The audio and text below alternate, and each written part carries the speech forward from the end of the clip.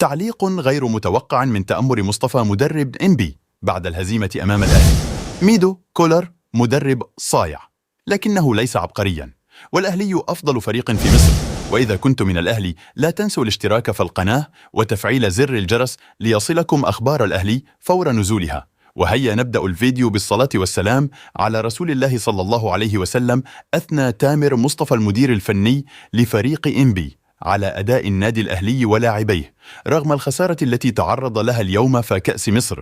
وقال العطوي في تصريحات تلفزيونية: أبارك لنادي ضمك الفوز، لقد قاتلوا لتحقيق الفوز وقدموا مباراة كبيرة، وللأسف لم نتعامل بشكل جيد مع الفرص التي أتيحت لنا. وتابع تامر مصطفى: واجهنا خصما قويا وغير عادي وحاولنا ولكننا لم نوفق، وأنا من يتحمل هذه النتيجة بكل تأكيد. واختتم تامر مصطفى في تصريحاته للمؤتمر الصحفي بعد المباراة: إنبي لم نكن في أحسن حالاتنا اليوم أمام الأهلي، ولم نكن في أحسن أداء لنا، ولم يعجبني شخصية الفريق تماما، وعملنا حساب للنادي الأهلي بشدة، وأبلغت اللاعبين أننا إذا كنا حاضرين لقدمنا مباراة أفضل من ذلك، ولكن أحيي لاعبي فريقي والقادم أفضل.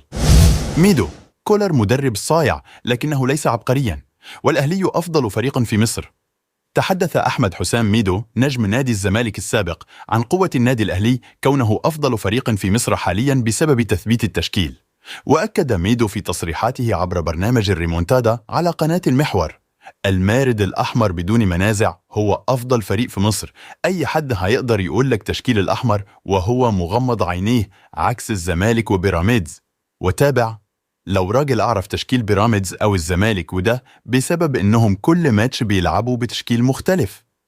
وواصل: الأهلي معاه مدرب شخصيته قوية، كولر مش عبقري لكنه عنده شخصية وبيقدر يخلي اللاعبين يطبقوا الأساسيات صح، والناس كلها عارفة تشكيل الأهلي إيه لأن كولر بيعمل الأساسيات صح.